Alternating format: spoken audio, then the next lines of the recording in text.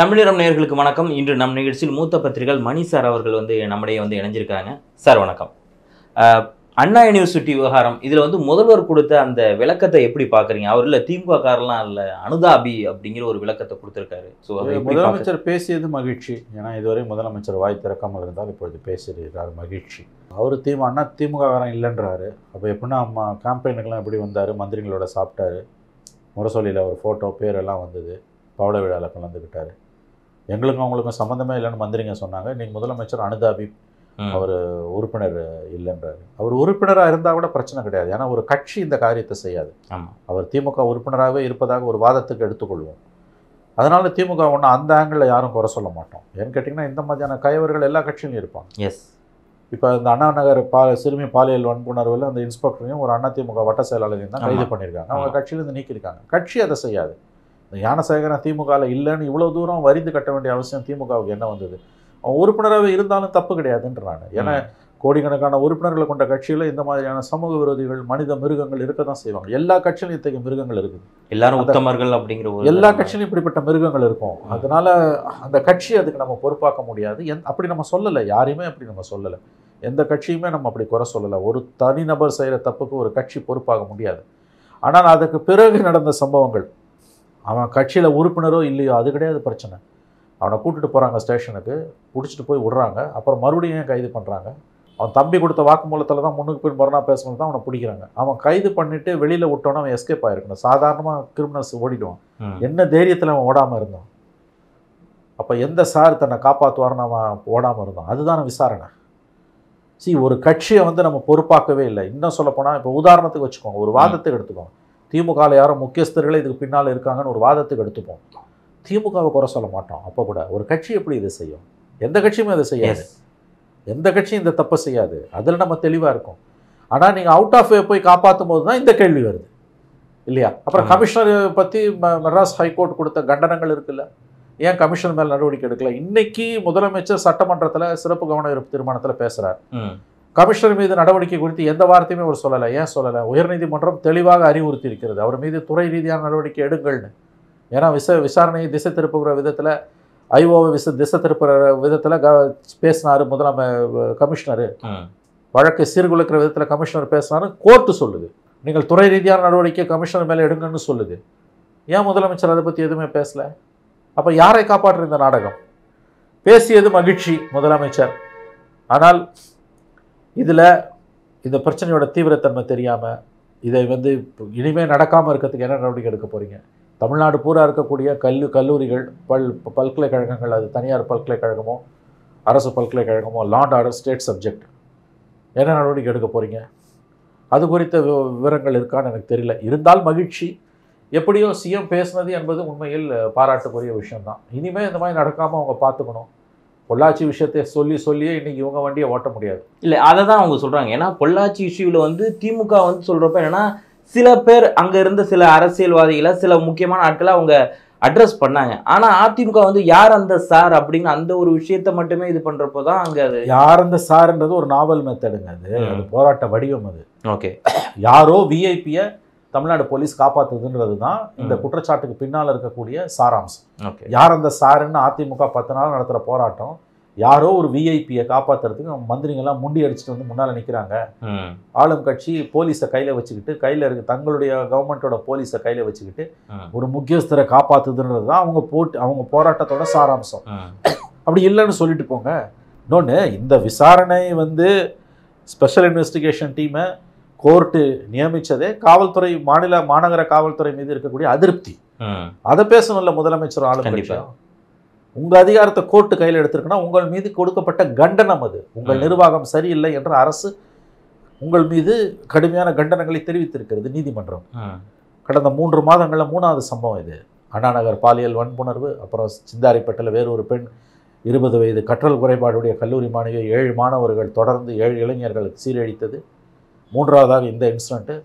முழுக்க காவல்துறை செயலிழந்து விட்டது என்பதைத்தான் இவை காட்டுகின்றன. இது நான் சொல்லலை, ஹைகோர்ட் சொல்லுது. ஸ்பெஷல் இன்வெஸ்டிகேஷன் டீமுக்கு கமிஷனர்கிட்ட சென்னை மாநகர காவல்துறையிடமிருந்து வழக்கு விசாரணையில் மெட்ராஸ் ஹைகோர்ட் மாற்றின பொழுதே அது தமிழக அரசுக்கு விழுந்த இடி, உங்கள் மீதான சம்மட்டி அடி. அது இது 2வது இன்சிடென்ட். அண்ணா நகர் பாலியல் வன்புணர்வில் உங்கள் மீது எங்களுக்கு நம்பிக்கை இல்லைன்னு சொல்லி சிபிஐக்கு மாற்றுச்சு. ஓடி போய் சுப்ரீம் கோர்ட்டில் ஸ்டே கேட்டிங்க, கொடுக்கல. ஸ்பெஷல் இன்வெஸ்டிகேஷன் டீமுக்கு தான் மாற்றினாங்க அவங்க. அதில் தான் அந்த இன்ஸ்பெக்டரை அரெஸ்ட் பண்ணியிருக்காங்க. அது சிபிஐக்கு ஸ்டே கொடுத்துருந்தாங்கன்னா நீங்கள் தொற்றுக்கவே மாட்டீங்க. 4 மாதம் பொறுத்து அந்த அம்மாவை வந்து இன்றைக்கி நேற்று தான் அரெஸ்ட் பண்ணுறாங்க. இது என்ன நிர்வாகம் யோசிச்சு பாருங்கள்.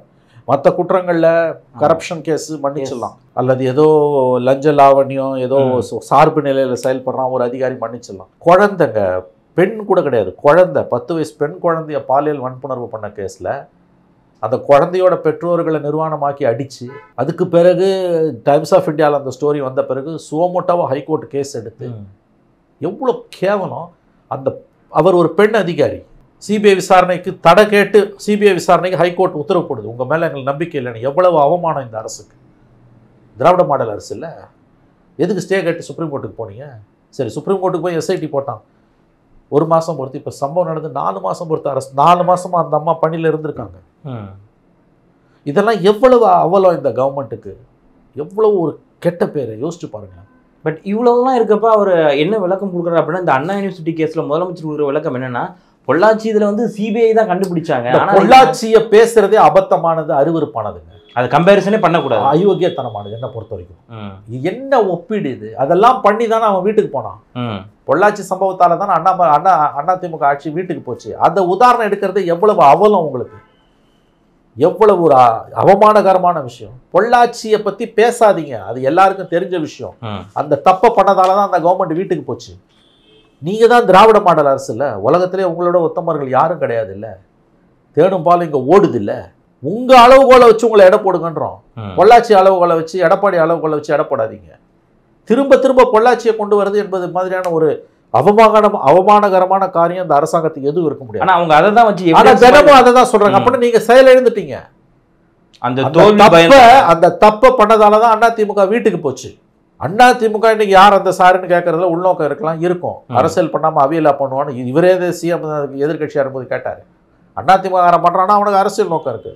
நீங்க என்ன லட்சணத்துல இருக்கீங்க? இது 3 மாசத்துல நடக்கிற 3வது கேஸுங்க. இதை தனியா பார்க்காதீங்க. அண்ணா university case, Anna Nagar இன்சிடென்ட்ல CBI விசாரணைக்கு உத்தரவு போட்ட ஒரு வாரம் 2 வாரத்துல அந்த 20 வயது கல்லூரி மாணவி கற்றல் குறைபாடு உள்ளவள 7 மாணவர்கள் 7 இளைஞர்கள் சீரழிச்ச விஷயம் கோர்ட்டுக்கு வந்தப்ப, போலீஸ் ஸ்டேஷனுக்கு வந்தப்ப ஒருத்த மேல கூட கேஸை போடாம அரெஸ்ட் பண்ணாம அவங்களுக்கு புத்திமதி சொல்லி போலீஸ் அனுப்புது. இந்த கேடுகட்ட காரியம் எங்கேயாவது நடக்குமா? இது அப்பதான் நடந்திருக்கு. மெட்ராஸ் யூனிவர்சிட்டி, மெட்ராஸ் ஹைகோர்ட் காரி துப்பி சிபிஐக்கு மாத்துது. அடுத்த 2-3 வாரத்துல இது நடக்குது. நல்ல வேளையா அந்த பாதிக்கப்பட்ட பெண்ணோட உறவினர் யாரோ ஒருத்தர் கொஞ்சம் செல்வாக்கு மிக்கவர் என்ற காரணத்தால அவர் தலையிட்ட பிறகு அவசரமா நடவடிக்கை எடுக்கிறாங்க. ஏன்னா டைம்ஸ் ஆஃப் இந்தியா மாதிரி பேப்பர்ல வந்துருச்சுன்னா ஏற்கனவே ஹைகோர்ட் காரி துப்பி இருக்குது, பிரச்சனை ஆயிடும். அதுக்கு பிறகு 7 பேர் அரெஸ்ட் பண்ணி உள்ள போடுறோம். அது நடந்த ஒரே மாசத்துல அண்ணா யூனிவர்சிட்டி இன்சிடென்ட். அப்ப தொடர்ச்சியா இது நடக்குது. ஓகே, காவல்துறை எந்த அளவுக்கு பெண்கள் குழந்தைகள் சம்பந்தப்பட்ட விஷயத்துல இன்சென்சிட்டிவா இருக்குன்றதுக்கு உதாரணம் இது. இது நான் என்ன சொல்றேன், இது எல்லா கவர்மெண்ட்லயும் இந்த மாதிரி சம்பவங்கள் நடக்கலாம். எது வேறுபடுத்தி காட்டணும்னா அதுக்கு பிறகு நீங்க எடுக்கிற நடவடிக்கை. இப்போ இந்த 10 வயது அண்ணா நகர் பாலியல் குழந்தை விஷயம் எங்க வேணா நடக்கலாம், நான் குறை சொல்ல, அது இங்கே தான் நடக்கும்னு சொல்ல. பட் எது ஒரு நல்ல கவர்மெண்ட்டுக்கும் ஒரு மோசமான கவர்மெண்ட்டுக்குமான வித்தியாசம்னா, அந்த கேஸ் வந்தோடனே அந்த இன்ஸ்பெக்டர் அவனை பிடிச்சி மிதித்து லாடம் கட்டி கேஸை போட்டு அவனை உள்ள தள்ளி அந்த குழந்தைய ஹாஸ்பிட்டலுக்கு அனுப்பி கவுன்சிலிங் அனுப்பி அந்த பேரண்ட்ஸை, அது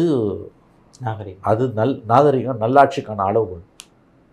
மாற அவங்கள நிர்வாணம் பற்றி அடிக்கிறார். சரி, இந்த கேஸ் வந்து ஹைகோர்ட்டு காரி துப்பி சிபிஐக்கு போய் எல்லாம் முடிஞ்சு அடுத்த கேஸ் வரும்போது அந்த 7 பேரை நீ புத்தி சொல்லி 7 பேரை உங்கள் புத்திமதி சொல்லி அனுப்புகிறானுங்கன்னு என்ன அர்த்தம்? ஸ்டேஷனில் பணம் விளையாடி இருக்கு. இப்போ தானே வந்தது உங்கள் சந்தி சிரிச்சுது, அப்பயும் திருந்தலை.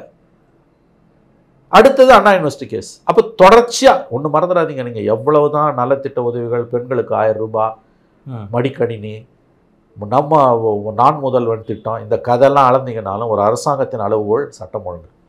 அதுதான் பெண்ணுக்கு சொல்லுவாங்க, ஒரு பெண்ணுக்கு சிந்தூரம் எப்படி அழகோ பெண்ணியல்வாதிகளை ஒப்புக்கொள்ள மாட்டார்கள். பரவலாக இருக்கக்கூடிய உதாரணத்தை சொல்லி, ஒரு பெண்ணுக்கு சிந்தூரம் எப்படி அழகோ அதுபோல் ஒரு அரசின் அழகு என்பது சட்டம் ஒழுங்கு பராமரிப்பு. நீ அதை கோட்டை விட்டுட்டு 1000 நல்லது பண்ணாலும் மக்கள் உங்களை நிராகரிப்பார்கள். இந்த இஷ்யூ எல்லாமே அப்படியே பூதாகரமாக 26ல் திமுகவுக்கு ஒரு நெருக்கடியை கொடுக்கும் இல்லையா? நான் அந்த ஆங்கிளில் இதை போக விரும்பலை. அது உனக்கு உள்நோக்கம் இருக்குன்னு இன்னும் 1.25 வருஷம் இருக்குது. அதுக்குள்ளே என்ன நடக்கும்னு யாருக்கும் தெரியாது. அதுக்குள்ளே என்னென்னமோ நடக்கலாம். இது தேர்தலில் காட்டுமா காட்டாதான்ற அந்த ஆங்கிளுக்குள்ள நான் இப்போ போக விரும்பல. போனா வேகமா உனக்கு உள்நோக்கம் இருக்குடா, உனக்கு திமுகவை பிடிக்காதுடா, நீ தானே திமுக வந்து திட்டுறது தான், பல்லு தேக்க ஆரம்பிச்சா படுக்க போகிற வரைக்கும் திமுகவை திட்டுறது தாண்டா அவங்க வேலைன்றவாங்க. நான் அதுக்குள்ள அந்த வெற்றி தோல்விக்குள்ளே நான் போக விரும்பல. இது ஒரு அரசு 5 வருஷம் இருக்கணும். இந்த கவர்மெண்ட் நமக்கு பிடிக்குதோ பிடிக்கலையோ மக்கள் ஓட்டு போட்டிருக்காங்க. நான் ஓட்டு போட்ட கவர்மெண்ட் இது. உங்களுக்கு தான் நான் ஓட்டு போட்டேன் 21ல், 19லையும் உங்களுக்கு தான் திமுக தான் போட்டேன், 21லையும் திமுக தான் போட்டேன், 24லையும் திமுக தான் போட்டேன்.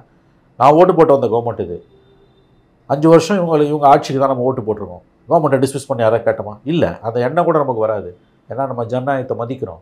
அதனால் எவன் ஜெயிப்பான் எவன் தோப்பான், அதனால தான் 200 சீட்டுன்றதே அபத்தமான ஆர்குமெண்ட்ன்றோம். இன்றைக்கி அதை பேசுகிறதே அராஜகன்றோம்ல. சந்தி சிரிக்கும் போது சட்டம் ஒழுங்கு, நாங்கள் 200 ஜெயிப்போன்றது வெந்த புண்ணில் வேலை பாய்ச்சறது. எங்கேயோ கிடக்குது எலெக்ஷனு, இன்னும் 5 மாதம் இருக்குது. எவன் ஜெயிப்பான் எவன் தோப்பான்றதுலாம் யாருக்குமே தெரியாது. இன்றைக்கி பேச வேண்டியது மக்கள் பிரச்சனைகளை. மோடி கூட ஆப்கி பார் 400 பார்னு 6 மாதம் முன்னால் தாங்க பேசினாரு. நீங்கள் 1.5 வருஷத்துக்கு முன்னாலே பேசுகிறீங்க. இது என்ன மனநிலைன்ற நான் இந்த மனநிலையே அராஜகமான மனநிலை, ஜனநாயகத்துக்கு விரோதமானது. 200 சீட் நாங்கள் ஜெயிப்போம். ஏன் 234ன்னு சொல்லன்றேன். அது ஏன் 34 விட்டேன் எனக்கு அதான் புரியல. நாடும் நமதே 40 நமதேன்னு தான் சொல்லுவாங்க பார்லிமெண்ட் எலெக்ஷனில். அந்த மாதிரி 234 நமதேன்னு சொன்னீங்கன்னா கூட லாஜிக் உண்டு. எந்த அடிப்படையில் நீ 34ன்னு வேணான்ற, அது ஏன் 33 இருக்கக்கூடாது 35 இருக்கக்கூடாது? 199ன்னு சொல்லு, இல்லை 210ன்னு சொல்லு. 234ன்னு சொன்னால் தானே லாஜிக். 200 என்ன கணக்கில் 200? அது எதனா வந்து இந்த நியூமராலஜிஸ்ட் எதாவது சொன்னானா 2 சைபர் இருந்ததுன்னா உங்களுக்கு நல்லதுன்னு? இல்லை இந்த அபத்தமான கோஷங்கள், இது இவையெல்லாம் அபத்தமான கோஷங்கள். நிர்வாக சந்தி சிரிக்கும் போது இத்தகைய கோஷங்கள் பொதுமக்கள் பார்வையில் வெந்த புண்ணில் வேலை பாய்ச்சுவது. ஏன்னா இந்த இதில் இருக்கிறப்போ காவல் கம்யூனிஸ்டுகளும் வந்து சொல்லியிருந்தாங்க இல்லையா, அந்த அரெஸ்ட் எல்லாம் அதற்கு எதிர்ப்பாக இருக்கிறப்போ சொல்கிறப்போ காவல்துறை இது என்ன ஒரு எமர்ஜென்சி. அவங்க கேட்டது உண்மை தானேங்க. ஒரு போராட்டத்துக்கு கூட அனுமதி இல்லைன்னா அவசரம் அறிவிக்கப்படாத எமர்ஜென்சின்றது உண்மை தானேங்க. அறிவிக்கப்படாத எமர்ஜென்சின்றது உண்மைதாங்க. அவங்க கட்சி மாநாட்டுக்கு அனுமதி கொடுக்கலங்க, போராட்டத்துக்கு அனுமதி கொடுக்கலன்னா புரிஞ்சுக்கலாம். கட்சி மாநாட்டுக்கு அனுமதி கொடுக்கலன்னா அது யாரோ லோ லெவலில் இருக்க போலீஸ்காரன் பண்ணுறான்னு நம்ப சொல்றீங்களா? அது இதை விட மோசம். அப்போ காவல்துறை வந்து இந்த கூட்டணியை உடைக்க முயற்சி பண்ணுது. அப்போ நிர்வாகம் முதலமைச்சர் கட்டுப்பாட்டில் இல்லைன்றீங்க. எப்படி பேசினாலும் உங்களுக்கு அசிங்கம் இல்லை. இது காவல்துறை செய்கிற தவறுன்னு சில அறிவுஜீவிகள் திமுக முட்டு கொடுக்கக்கூடிய பத்திரிகையாளர்கள் பேசுகிறாங்க. கீழ்மட்டத்தில் இருக்க காவல்துறையினர் எது ஏற்கனவே சிபிஎம்முக்கும் டிஎம்கேக்கும் லடாய் ஓடிட்டு இருக்குது. அவங்களோட மாநில மாநாடு, அதுக்கு அனுமதி கொடுக்க மாட்டேன்னு அந்த டிஸ்ட்ரிக்ட் போலீஸ் ஆஃபீஸர் சொல்கிறாருன்னா அவர் அரசாங்கத்துக்கு முதலமைச்சருக்கு எதிராக செயல்படுறார். அது முதலமைச்சர் சொல்லி அனுமதி கொடுக்காததை விட மோசமானது. முதலமைச்சர் சொல்லி அனுமதி கொடுக்காம இருந்தால் கூட பரவாயில்ல, அது மேல் மட்டத்தில் நடக்கிற மோதல் தீர்த்துக்கலாம். இது டிஸ்ட்ரிக்ட் ஆஃபீஸர் அனுமதி மறுக்கிறாருன்னா என்ன அர்த்தம்னா முதலமைச்சருக்கு தெரியாமல் நடக்குது. அப்போ என்ன நடக்குதுன்னு முதலமைச்சருக்கு தெரியல. இதை விட ஒரு ஆபத்தான போக்கு தமிழ்நாட்டில் இருக்க முடியாது. இப்படியெல்லாம் முட்டு கொடுக்குறவங்களுடைய பார்வைக்காக, கனிவான பார்வைக்காக நான் இதை வைக்கிறேன். இப்படிப்பட்ட தவறுகள் கலைஞர் பீரியடில் நடந்தது கிடையாதுங்க. போலீஸ் எக்ஸஸ் இருக்கும், போலீஸ் நிர்வாகத்தை கையில் எடுத்துக்க முடியாது. சிபிஎம்முக்கும் டிஎம்கேக்கும் இடையில ஆல்ரெடி வந்து பிரச்சனை ஓடிட்டு இருக்குது. இந்த நேரத்தில் உங்களோட மாநில மாநாட்டுக்கு நான் அனுமதியை மறுப்பேன்னு ஒரு 3 நாள் அவங்கள வந்து அலைய விட்டுருக்கான் லோக்கல் ஆஃபீஸர். இது வந்து சிஎம்க்கு தெரிஞ்சு நடந்திருந்தா கூட மன்னிக்கலாம். சிஎம்க்கு தெரிஞ்சு நடந்திருந்தா அது மன்னிக்கலாம். அதை சிஎம்க்கு தெரியாமல் நடந்ததா மன்னிக்க முடியாது. ஏன்னா சிஎம்க்கு தெரியாமல் நடந்ததுன்னா என்ன அர்த்தம்னா நிர்வாகம் உங்கள் கட்டுப்பாட்டில் இல்லை. புரியுது இல்லை? ஓகே. இந்த நிலைமை கலைஞர் பீரியட்ல ஜெயலலிதா பீரியட்ல இருந்ததே கிடையாது. இங்கே எல்லாமே தலைகீழ் நடக்குது. ஓகே. இவையெல்லாம் ஏதாவது ஒரு விதத்தில் 26 எதிரொலிக்கும். நான் அதோட நிறுத்திக்கிறேன். ஓகே. இதெல்லாம் என்னங்கிறது நம்மளும் 26 வரைக்கும் வெயிட் பண்ணி தான் பார்க்கணும். இந்த நேரத்தில் இணைந்து உங்களுடைய கருத்துக்களை வழங்கியது மிக்க நன்றி சார். நன்றி சார்.